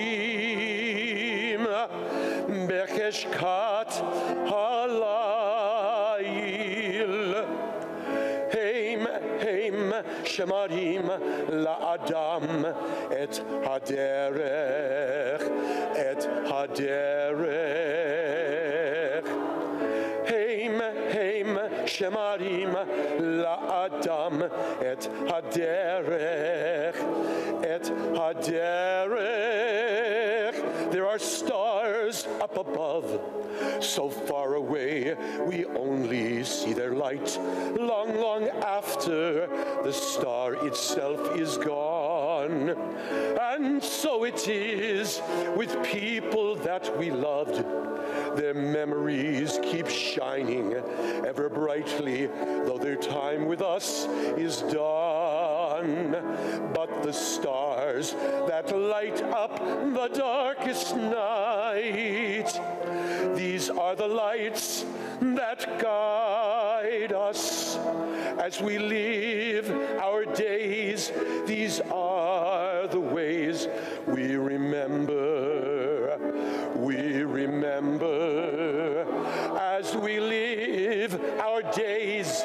These are the ways we remember. We remember.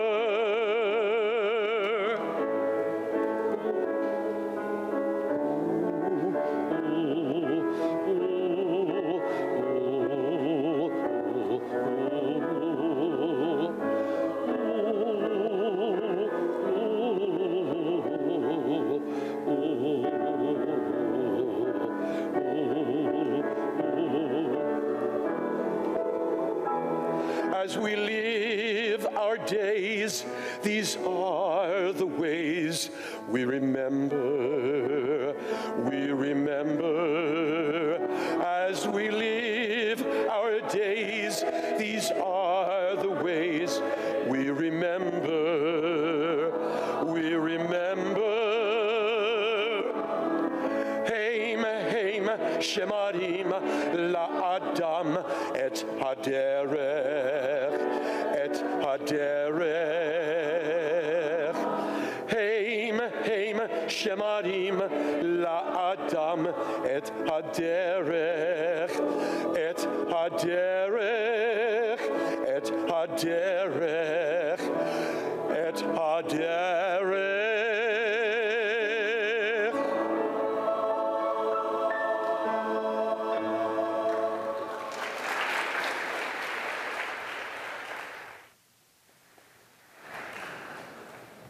I'm Jack Arbeiter, a member of the Yom HaShoah Commemoration Committee and the son of Ann and Izzy Arbeiter, Holocaust survivors. Today, I have the honor of presenting awards for the 12th annual Israel Arbeiter Holocaust Essay Contest. This year's essay prompt invited students in grades 6 through 12 to write 400 to 800 word essays grappling with this concept. In the past year, our own Boston community was outraged when not once but twice acts of vandalism were committed at the New England Holocaust Memorial, resulting in 2 shattered glass panels. The shattered glass evokes the memory of Kristallnacht, the night of broken glass in 1938. As this year marks the 80th anniversary of that fateful event, we challenge our youth to remember Kristallnacht, to take this time as an opportunity to reflect on the power of individuals, groups, and nations, not just in an historical context, but in the very present moment.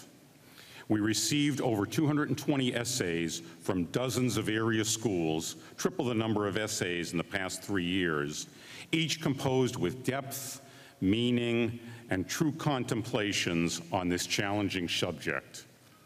Their reflections lend promise to the next generation's commitment to never forget.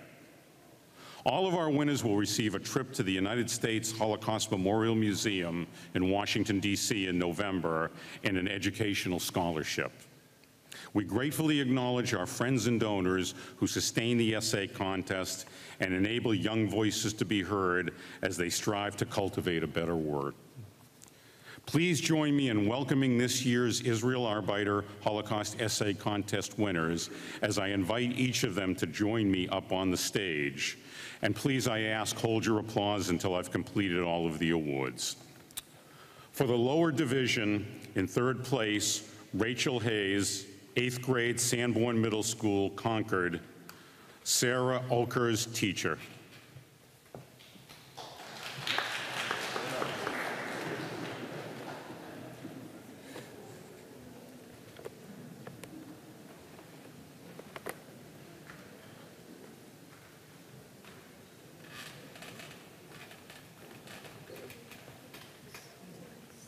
Yeah, stay here.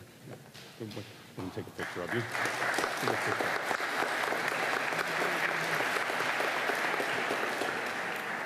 In second place, Waverly Leonard, 8th grade, Concord Middle School, Jen Frizzell, teacher.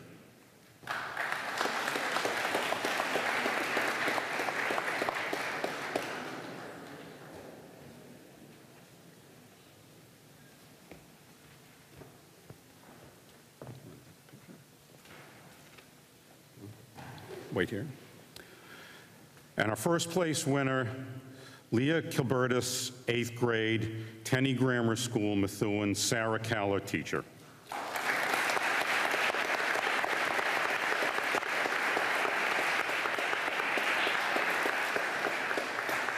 For the upper division, in third place, Joanne Ho, 11th grade, Malden High School, Marcia Healy, teacher.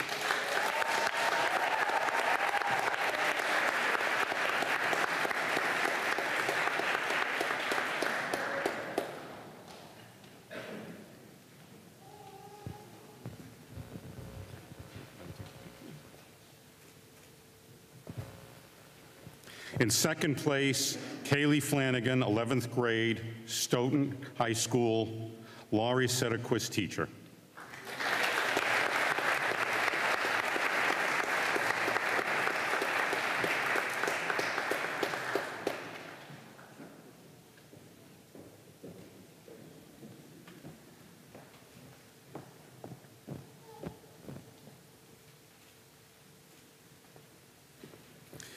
And our first place winner, Shirley Maximin, 12th grade, Malden High School, Gregory Hurley, teacher.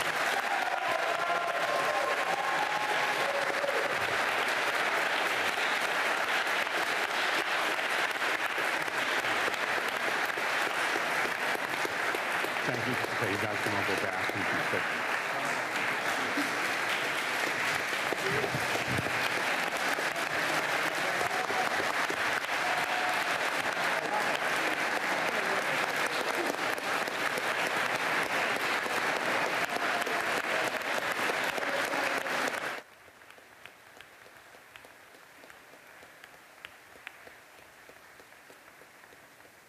We just saw our students recognized for their thoughtful expressions of what rededication to resiliency means to them and how we look to our past to commit to a better tomorrow. We remember with our community, we remember with as showcased by our students, and we remember with family. We remember the legacy from generation to generation. I now ask Esther Adler, her son Jerry Adler, daughter-in-law Ann Browda, and granddaughter Emily Adler to share excerpts from Esther's poem, Crystal, a fragile source of beauty.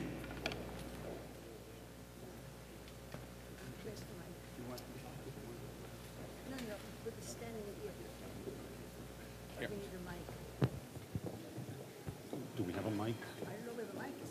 Yeah. We were told there would be a mic. Doesn't look like there is one. Why don't we just kind of step up? Is that right? You don't have a mic, I guess. Okay.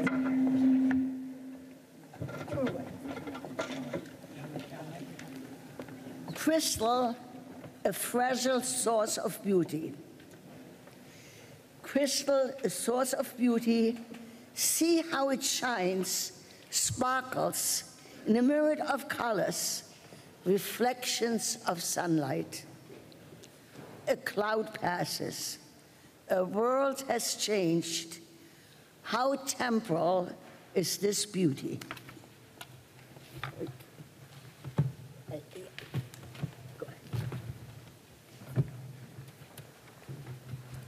Kristallnacht, windows smashed by evil seekers, driven by blind hate, property destroyed, goods pilfered, the shattered glass testimony to seekers of senseless destruction, mindless followers of Hitler's plan.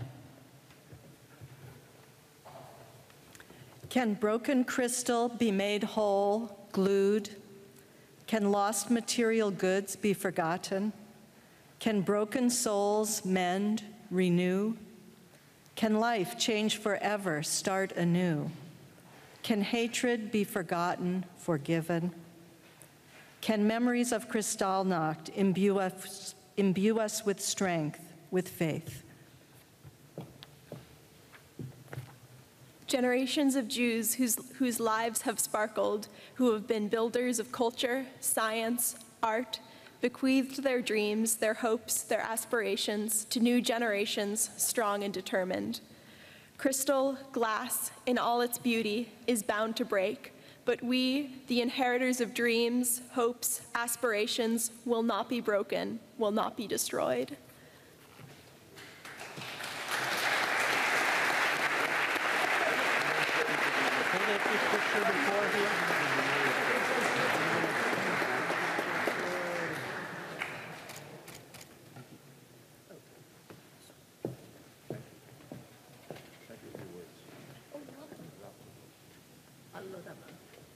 My friends will be able to rise for the memorial prayer.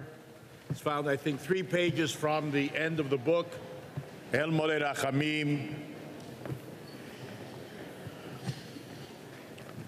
O God, full of mercy, who dwells on high, grant proper rest on the wings of the divine presence in the lofty levels of the holy and pure ones, who shine like the glow of the firmament for the souls of those holy and pure ones who were murdered, killed, slaughtered, burned, drowned, and strangled, for the sanctification of the name through the hands of their Nazi oppressors.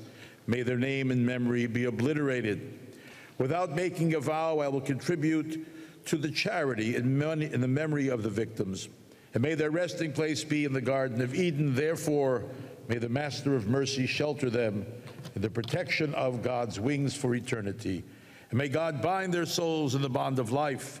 God is their heritage, and may they repose in peace on their resting places. And let us say, Amen. El Molei Rachamim, shoecheine b'meramim,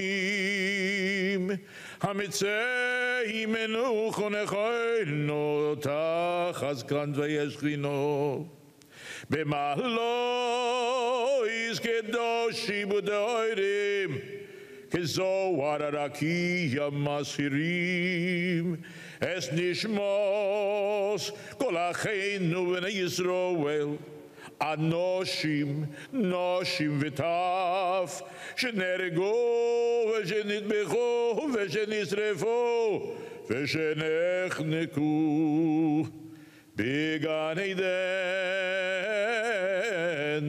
tehei menuchosom. Oh no, balarachamim, hastireim b'seise kirovecho le'oilomim, utzror b'tzror achayim, es nishmoseihem, adinoi hu nachlosom, v'yanuach b'shalom amishkevoiseyem, v'nomar amen. Please remain standing for the mourner's Kaddish, which is found on the following page. Yitgadal v'yiskadash shemei rabo, v'yolmo divro chirusei v'yamlich malchusei, v'chayeichon u'v'yomeichon u'v'chayei d'chol beis Yisroel, v'agolo v'zman kori v'yimru amen. Yehi Shmei Rabba Mevorach, Leolamo Meolmaya, Yisparach, V'yishtabach, V'yispoar, V'yisromam, V'yisnaseh, V'yisadar, V'yisaleh, V'yisalol, Shemei Dekutsho, Leilo Min Kol Birchoso V'shiroso, Tush Bechoso V'nechemoso, Damiron B'yolmo, V'yimru, Yehi Shlomo Rabba Min Shemayo, V'chayim Aleinu V'al Kol Yisrael V'yimru, Oise Sholom Imroimov, Hu Yaseh Sholom Aleinu V'al Kol Beis Yisrael V'yimru. Amen. We are concluding our ceremony here, but I do ask you, if you have the inclination, walk through the memorial. If you haven't been through it, this is a good opportunity. It's not very far away. It's across the road. And you'll see how important it is for the city to have a place that we can literally walk through and make a statement about how we remember the past by walking into the future. Thank you all.